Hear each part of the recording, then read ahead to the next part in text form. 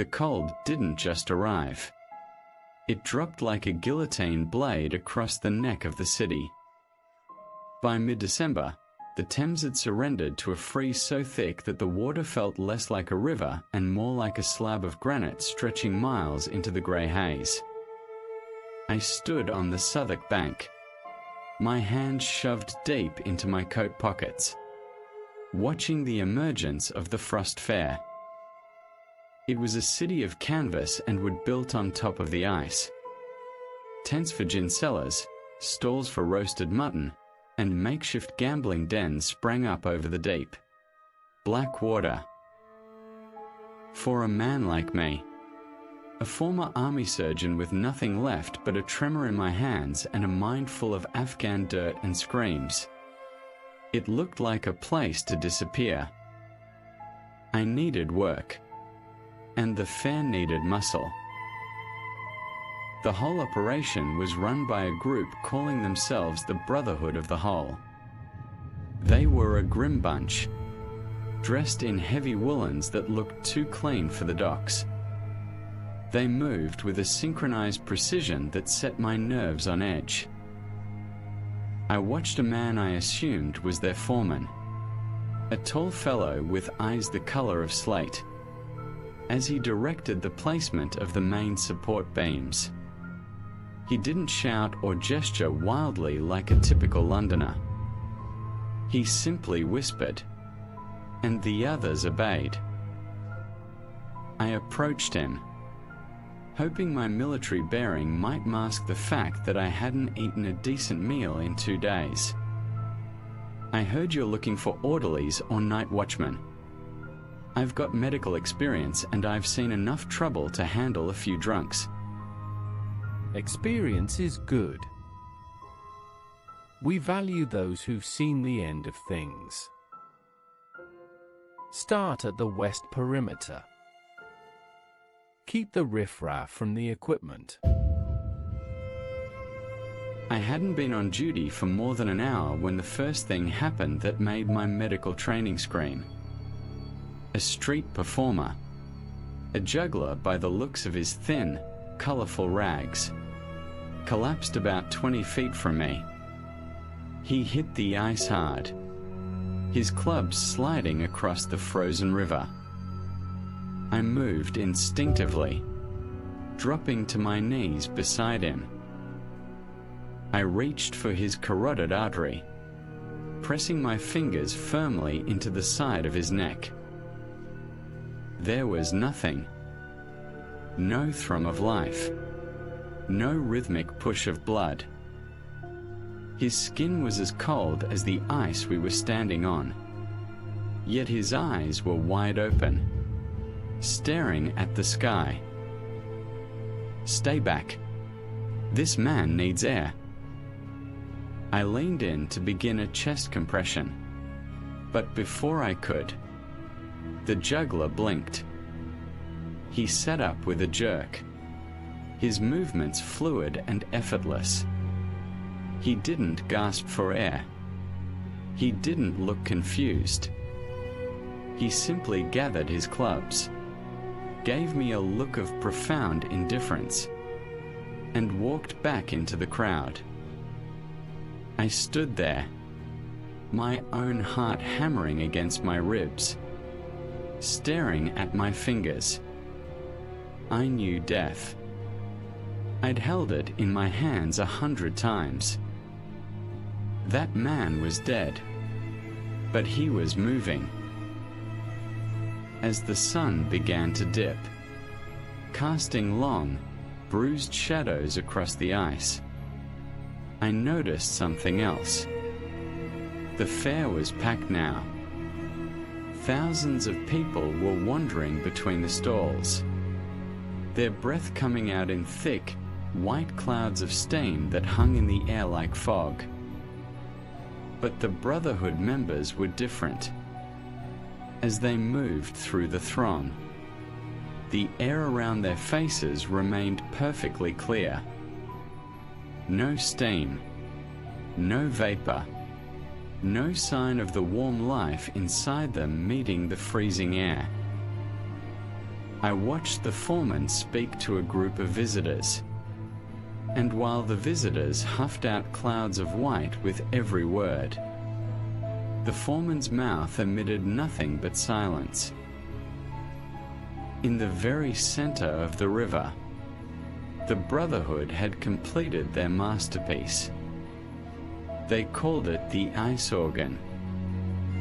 It was a massive structure, standing nearly 30 feet tall, consisting of dozens of translucent pipes carved from the clearest glacial ice I'd ever seen.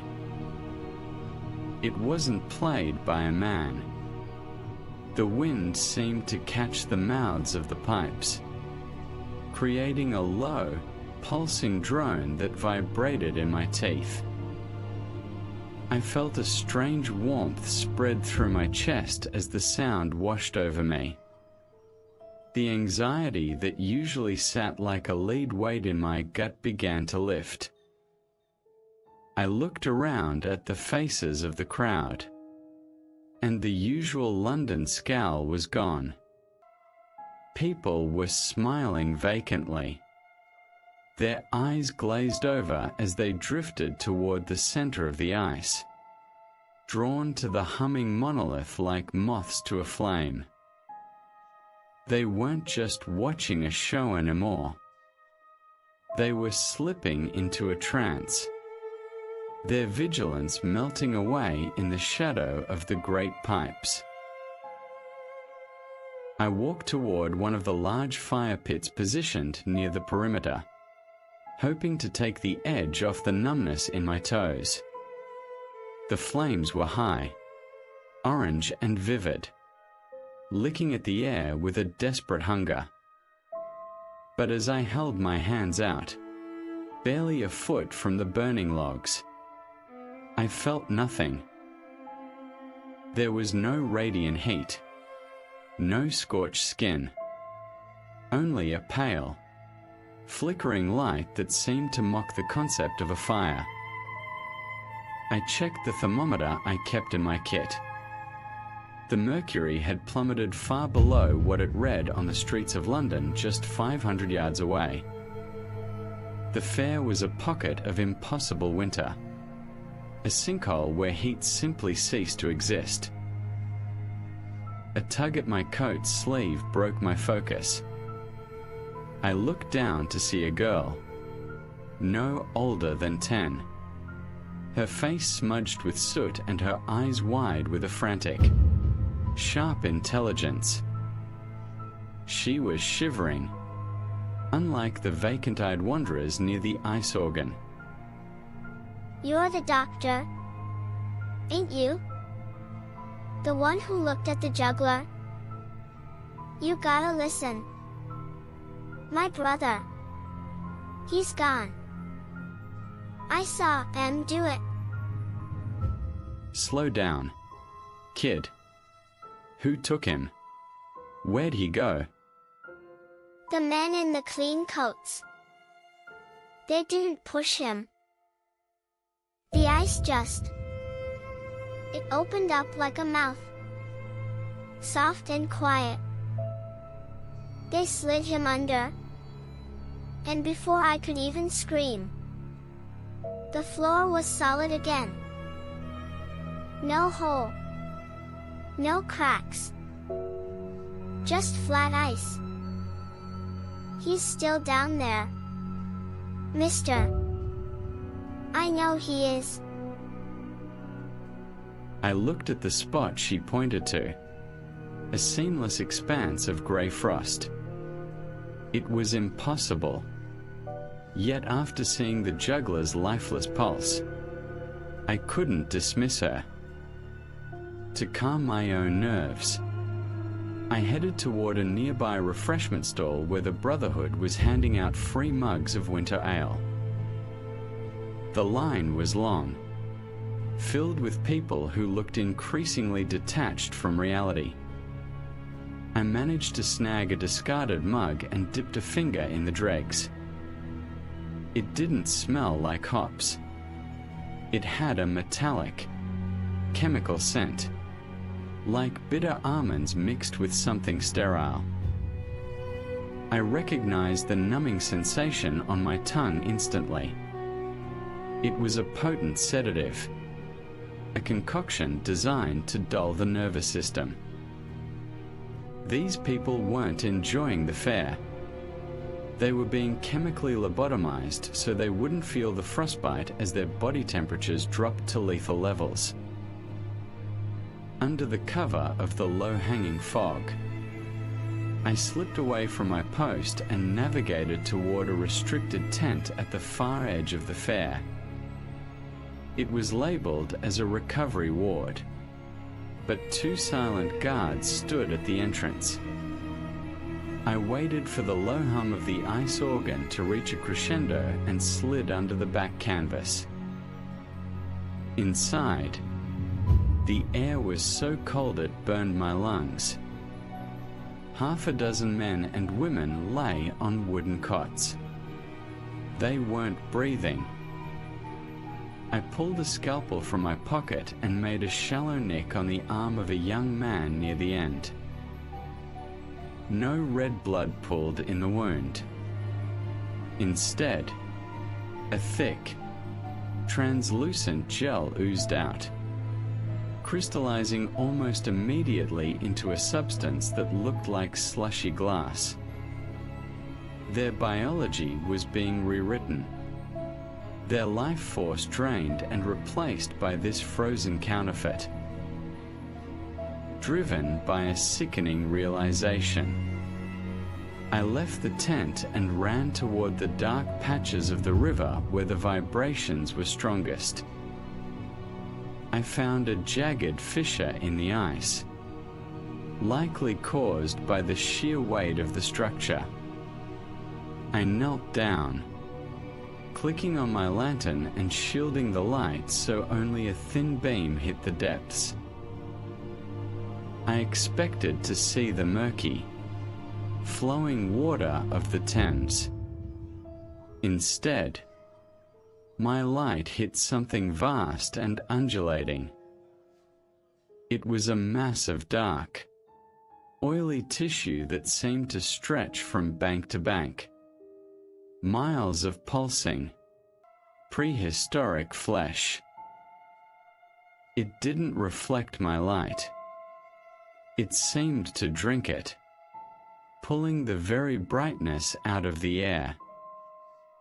It was a parasite of heat, a gargantuan entity that had been waiting for a freeze this deep to finally reach up and feed on the city above.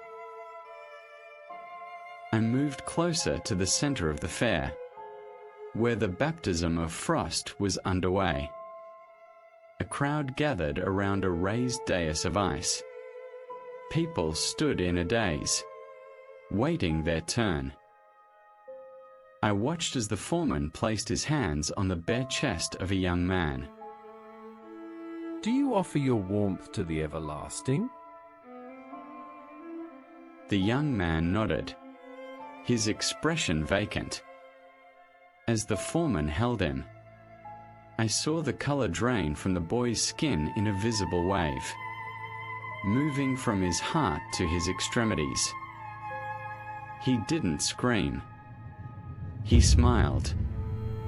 The Brotherhood promised them a life without the frailty of flesh, a world where sickness and pain couldn't exist because the blood no longer flowed. To these desperate Londoners, broken by poverty and disease, the prospect of becoming a statue was better than being a man. The horror wasn't contained to the river anymore.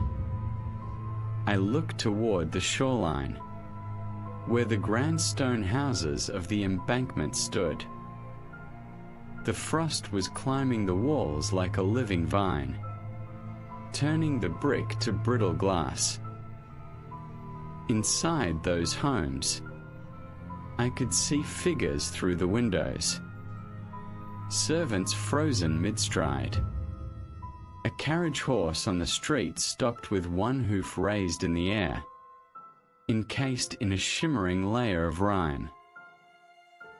The very concept of time seemed to be thickening, slowing down as the heat was sucked out of the neighborhood. The city was being turned into a tomb of static moments. I searched the crowd for the girl, the only person who still had the sense to be afraid. But she was gone. I found her ragged scarf caught on a jagged shard of the ice organ. My heart sank. 2 Brotherhood members were dragging a small, struggling bundle toward the massive shadow of the Waterloo Bridge. It was the winter solstice, the longest night of the year.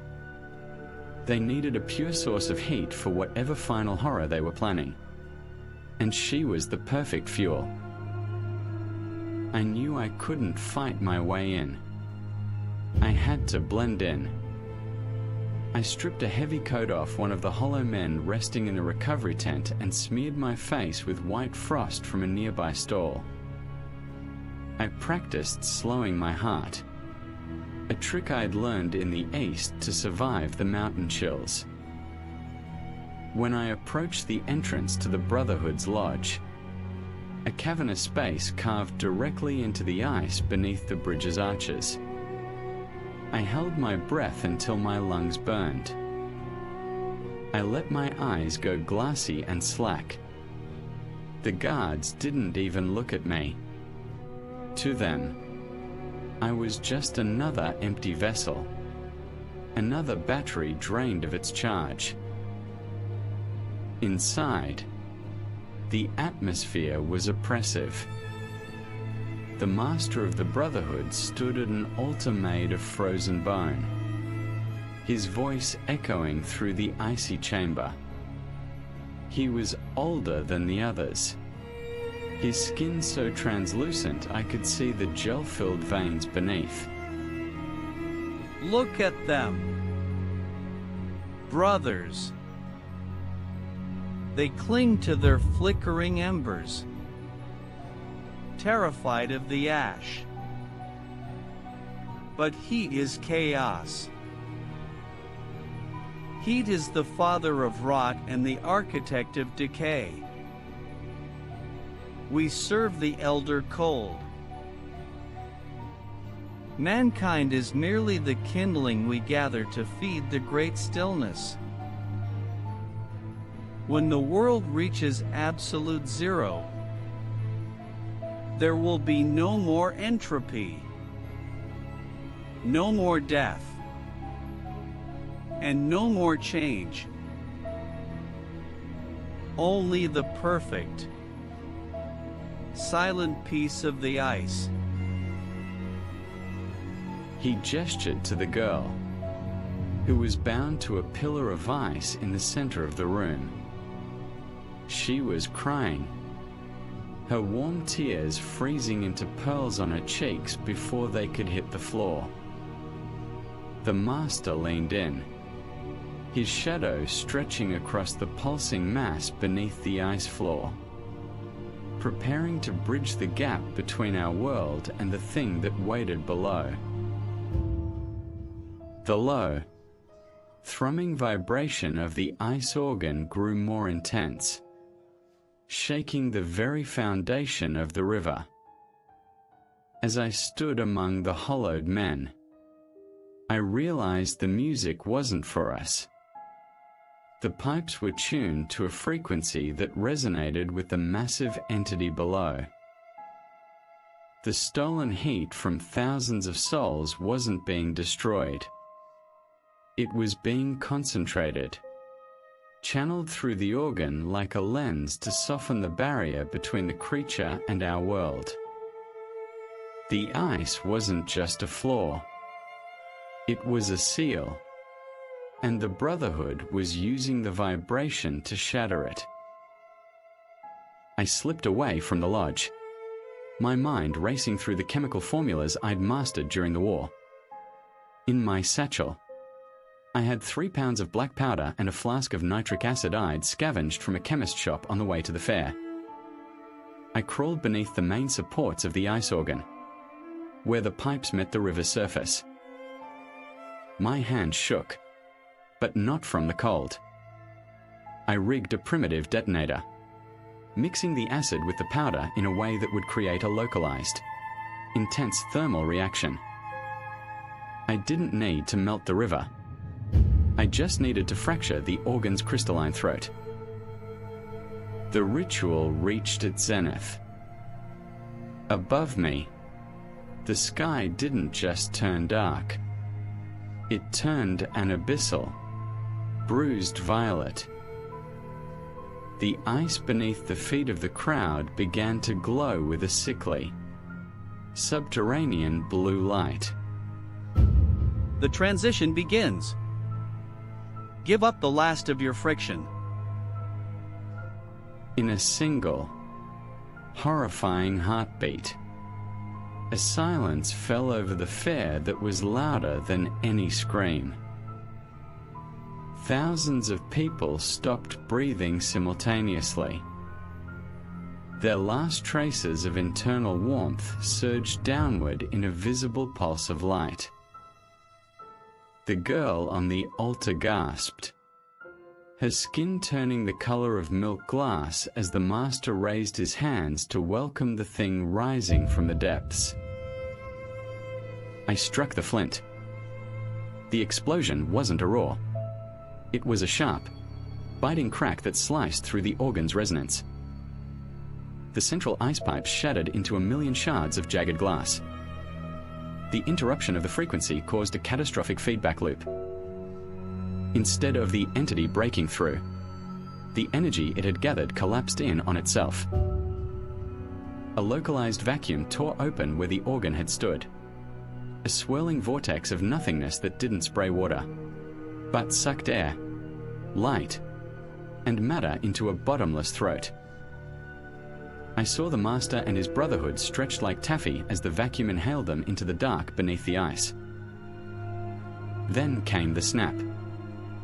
The river groaned as the seal finally broke, but not in the way the brotherhood had intended. Without the organ to control the flow, the stolen energy of 10,000 lives was released back into the water all at once. The Thames didn't just thaw. It boiled. Giant slabs of ice were tossed into the air as the water beneath reached a flashpoint, turning the frozen fair into a chaotic nightmare of scalding steam and collapsing tents. I woke up on the muddy banks of the Southwark side, miles away from where the fair had been. The river was flowing again, dark and sluggish, carrying the wreckage of the tents toward the sea. My clothes were soaked, but I wasn't shivering. I reached out to touch a stray ember from a piece of burning driftwood, and though the wood hissed and charred my skin, I felt nothing. No sting. No burn. I pulled a small mirror from my pocket and breathed on it. The glass remained perfectly clear. I looked at my hands, now permanently pale and dusted with a fine layer of frost that never melted. I had saved the city from the great stillness, but the cold had claimed its price. I walked away from the river, stepping through the morning fog. A dead man walking with a heart made of ice, forever seeking a warmth I would never feel again. Thank you for listening until the very end.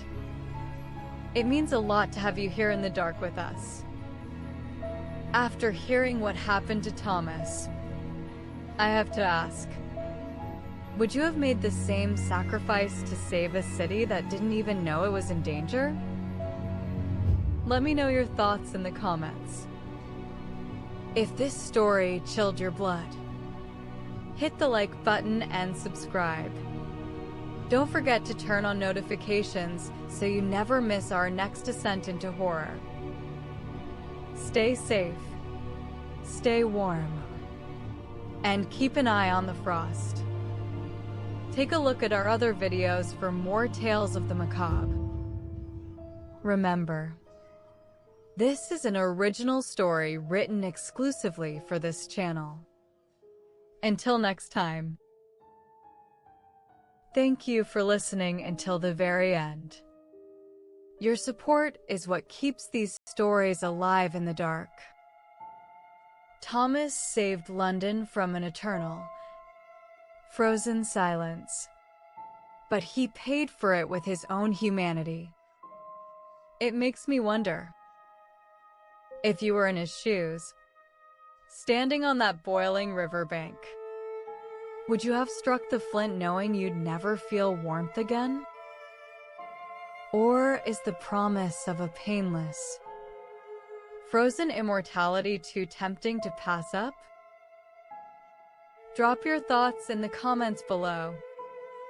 I read every single one of them.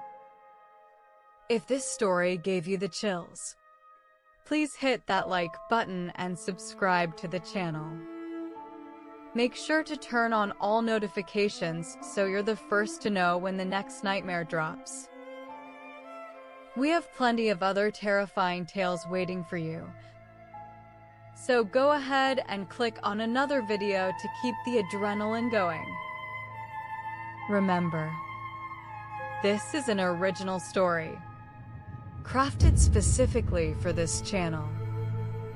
Stay safe, stay warm, and always watch your breath in the cold. Until next time.